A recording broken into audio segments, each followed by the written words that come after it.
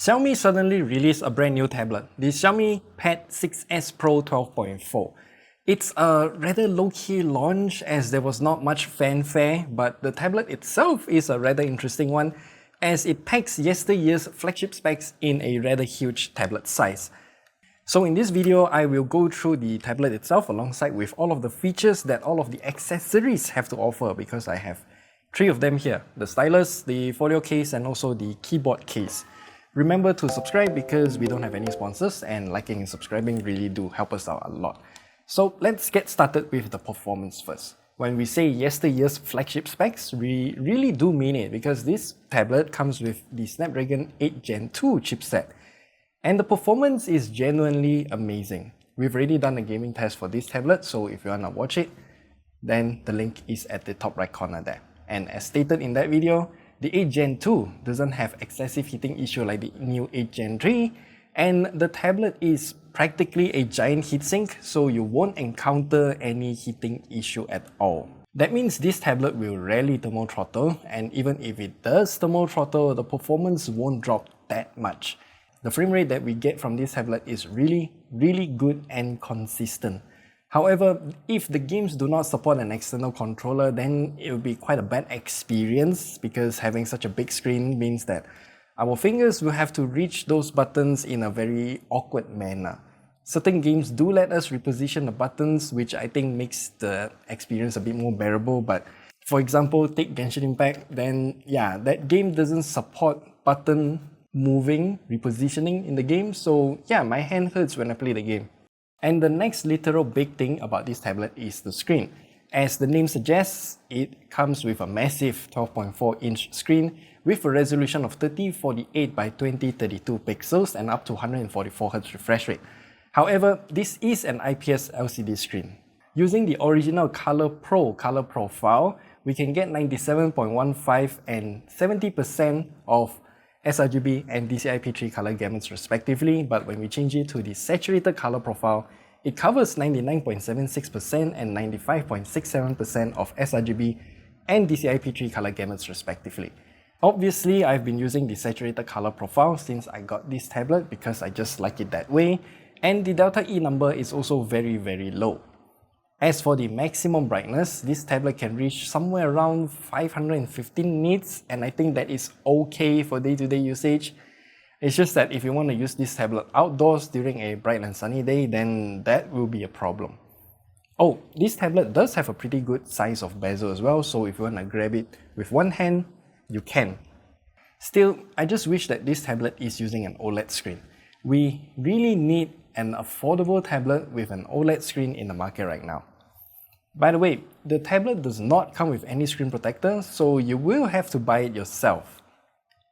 And now, the design of this tablet is reminiscent of the Xiaomi 14's design language, but the camera bump on this tablet is a total waste of space. You see, this tablet does come with 2 cameras, but only one of it can be used to take pictures. Depth sensors shouldn't exist in the year 2024, but they decided to include one anyway. I mean, yeah, some of you guys use tablets to take pictures in a classroom. Like for example, if you're just lazy to write whatever's on the whiteboard or blackboard, then this tablet's camera is gonna be sufficient, but the camera bump is just unnecessary here. And the placement of the power button and volume buttons are the same as the iPad, so they are around this corner right here.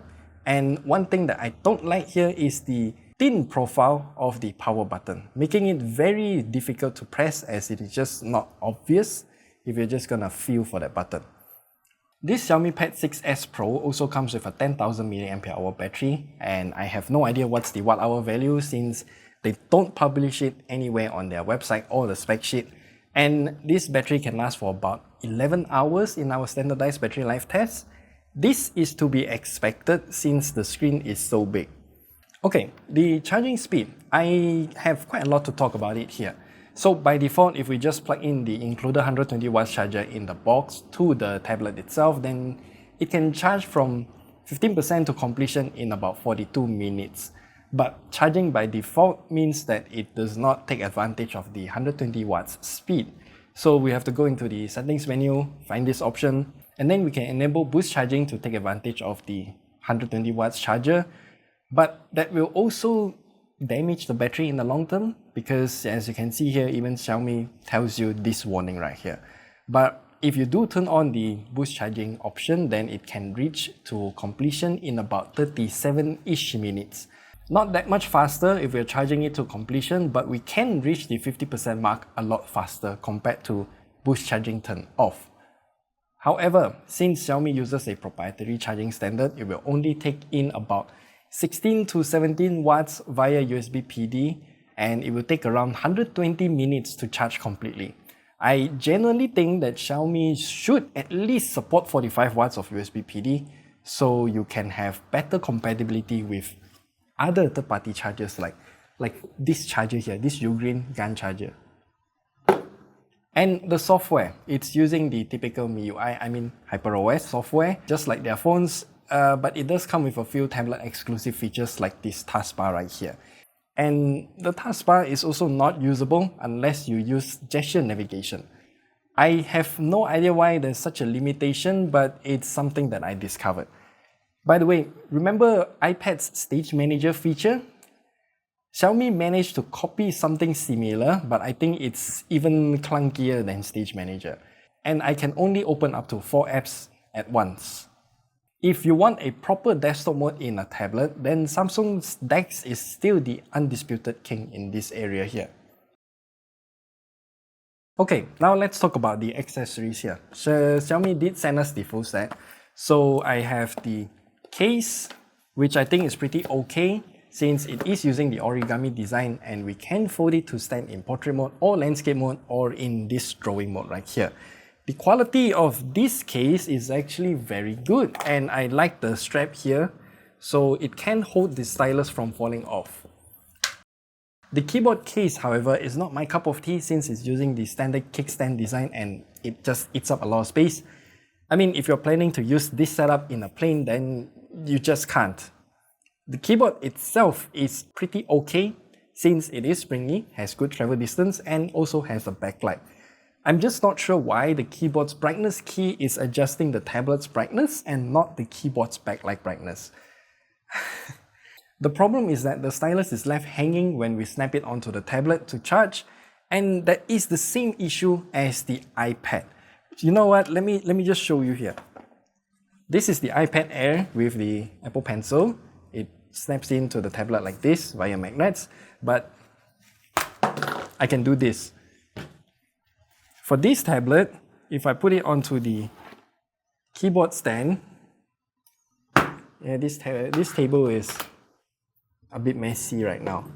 So the pen goes in like this. The same thing can happen. I don't know why they don't just include the same strap as the folio case onto the keyboard case. I mean, this thing is so good. So if I put the same setup onto the folio case,